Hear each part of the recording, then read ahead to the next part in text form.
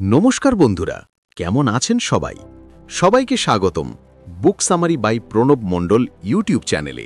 আচ্ছা বন্ধুরা, কখনো কি এমন হয়েছে আপনি কোনো ঘরে ঢুকলেন, কথা বলার চেষ্টা করলেন, কিন্তু মনে হলো কেউ আপনাকে পাত্তাই দিল না? আবার অন্যদিকে এমন কাউকে দেখেছেন যে খুব বেশি সুন্দর বা ধনী নয়, কিন্তু সে কথা বলা শুরু করলেই সবাই মন্ত্রমুগ্ধের মতো তার দিকে তাকিয়ে থাকে? এটা কি ভাগ্য নাকি কোনো বিশেষ জাদুকরী শক্তি? বিশ্বাস করুন, এটা কোনো ম্যাজিক বা ভাগ্য নয়, এটা হলো মনোবিজ্ঞান। আজকের এই ভিডিওতে আমি আপনাকে মানুষের মন জয় করার এমন 7টি সাইকোলজিক্যাল ট্রিক্স শেখাবো, যা ব্যবহার করলে আপনি শুধু মানুষের প্রিয়ই হবেন না, বরং তাদের মনে নিজের জন্য একটি স্থায়ী জায়গা করে নেবেন। আর 5 নম্বর পয়েন্টটি শোনার পর তো আপনি অবাক হয়ে যাবেন, কারণ আপনি জানতে পারবেন যে আমরা নিজেদের অজান্তেই কত বড় ভুল করি।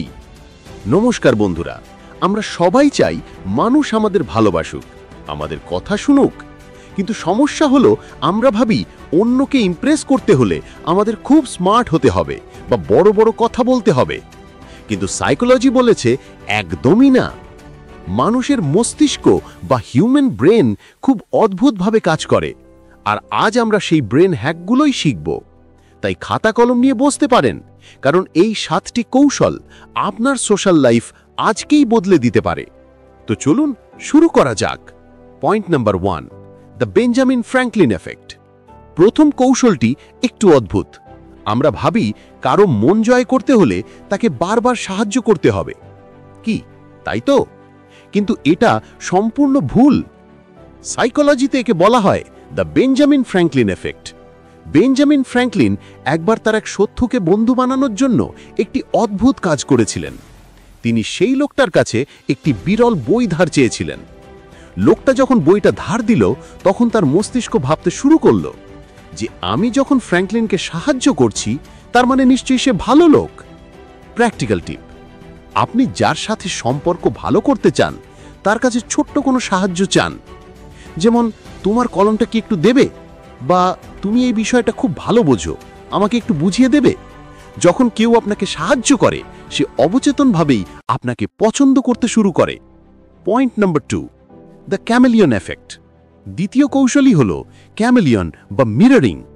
চ্যামেলিয়ন বা গিরগিটি যেমন রং বদলায়, আপনাকেও একটু তেমন হতে হবে, তবে রং বদলাবেন না, ভঙ্গি বদলাবেন। আপনি যখন কারোর সাথে কথা বলছেন, খুব সাবধানে তার বডি ল্যাঙ্গুয়েজ কপি করুন। সে যদি কথা বলার সময় সামনের দিকে ঝোঁকে, আপনিও ঝুঁকুন। সে যদি হাতে হাত রাখে, আপনিও তাই করুন। তবে সাবধান, এটা যেন ব্যঙ্গ করা মনে না হয়, খুব ন্যাচারালি করবেন। সাইকোলজি বলে আমরা তাদেরই বেশি বিশ্বাস করি যারা আমাদের মতো আচরণ করে। এটা একটা সাইলেন্ট কানেকশন তৈরি করে। তাই নেক্সট টাইম কারোর সাথে কথা বলার সময় এই বিষয়টি মাথায় রাখুন। Point number 3, the power of imperfection. আমরা ভাবি ইমপ্রেস করতে হলে আমাদের সব সময় পারফেক্ট থাকতে হবে। এটা একদমই ভুল। একে বলা হয় দ্য প্রাটফল এফেক্ট।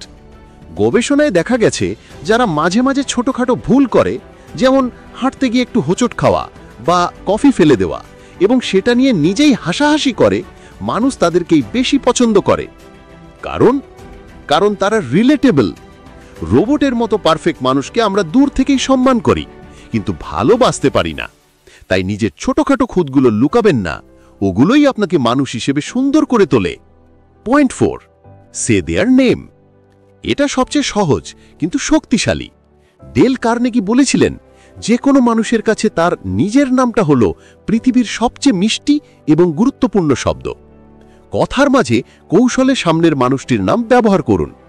যেমন শুধু ধন্যবাদ না বলে বলুন, ধন্যবাদ অদিতি, তোমার এই আইডিয়াটা দারুণ। যখনই আপনি কারোর নাম নেন, তার ব্রেনে ডোপামিন বা সুখের হরমোন রিলিজ হয়। সে বুঝতে পারে আপনি তাকে গুরুত্ব দিচ্ছেন। তবে হ্যাঁ, অতিরিক্ত নাম ধরে ডাকবেন না, তাহলে আবার মেকে মনে হবে। পয়েন্ট 5, স্পন্টানিয়াস ট্রেট ট্রান্সফারেন্স। ভিডিওর শুরুতে বলেছিলাম 5 নম্বর পয়েন্টটি খুব ক্রিটিক্যাল, আর এটি হলো স্পন্টেনিয়াস ট্রেট ট্রান্সফারেন্স। সহজ বাংলায় বললে, আপনি যখন অন্যের নামে যা বলেন, মানুষ অবচেতনভাবে সেই গুণগুলোই আপনার মধ্যে দেখতে শুরু করে। যেমন ধরুন, আপনি বললেন অমল খুব হিংসুটে আর অলস, তখন আপনার সামনের জন ভাববে আপনি হয়তো হিংসুটে আর অলস। আর যদি বলেন ও খুব সৎ আর বুদ্ধিমান, তখন মানুষ আপনাকে সৎ আর বুদ্ধিমান ভাববে। তাই অন্যের সমালোচনা করে সাময়িক মজা পেলেও আসলে আপনি নিজের চরিত্রেই খারাপ করছেন সামনের জনের চোখে। তাই পজিটিভ কথা বলুন, পজিটিভ রেসপন্স পাবেন। এবার শেষ দুটি পয়েন্ট আমি একসাথে বলবো, কারণ এই দুটি হলো কমিউনিকেশনের হৃৎস্পন্দন এবং একে অন্যের সাথে জড়িত। নাম্বার 6 হলো অ্যাক্টিভ লিসনিং এবং নাম্বার 7 হলো দ্য 2 সেকেন্ড পজ। সবাই শুধু নিজের কথা বলতে চায়, কিন্তু আপনি যদি সত্যিকারের কারিশম্যাটিক হতে চান তবে শ্রোতা হন। সামনের জনের কথা শেষ করার পর সাথে সাথে উত্তর দেবেন না, মাত্র 2 সেকেন্ড চুপ থাকুন এবং উত্তর দিন। এই নীরবতাই তাকে বোঝাবে যে আপনি তার কথাটি সত্যিই ভাবছেন। এই ছোট বিরতি বা পজ আপনাকে অনেক বেশি কনফিডেন্ট এবং শ্রদ্ধাশীল হিসেবে উপস্থাপন করবে। বন্ধুরা, এই 7টি ট্রিক বা কৌশল হয়তো আপনাকে সাময়িক জনপ্রিয় করে তুলবে, কিন্তু ভিডিওর শেষে আমি আপনাদের আসল সত্যটা বলতে চাই। আর সত্যটি হলো, মানুষের মন জয় করার সবচেয়ে বড় কৌশল হলো কোনো কৌশল ব্যবহার না করা। সবচেয়ে বড় শক্তি হলো আপনার সততা বা অথেন্টিসিটি। আপনি যদি মন থেকে কাউকে সম্মান না করেন, কোনো বডি ল্যাঙ্গুয়েজ ট্রিক কাজ করবে না। এই কৌশলগুলো ব্যবহার করুন সম্পর্ক সুন্দর করার জন্য, কাউকে ম্যানিপুলেট করার জন্য নয়। যখন আপনি মন থেকে ভালো চাইবেন, তখন এই পুরো দুনিয়াই আপনার পিছনে ছুটবে। আজকের এই 7টি কৌশলের মধ্যে কোনটি আপনার কাছে সবচেয়ে ইন্টারেস্টিং মনে হয়েছে, বা আপনি আজকে থেকেই কোনটি ট্রাই করতে চলেছেন, কমেন্ট করে জানান। আমি প্রত্যেকের কমেন্ট পড়ব। আর যদি মনে হয় এই ভিডিওটি আপনার জীবনে একটু হলেও ভ্যালু অ্যাড করেছে, তাহলে একটা লাইক দিয়ে আমাদের সাথে কানেক্টেড থাকুন। আর হ্যাঁ, আপনি যদি আমাদের চ্যানেলে নতুন হন, তাহলে চ্যানেলটিকে অবশ্যই সাবস্ক্রাইব করে যাবেন। দেখা হচ্ছে পরের ভিডিওতে। ততক্ষণ পর্যন্ত ভালো থাকুন, মানুষকে ভালো রাখুন। ধন্যবাদ।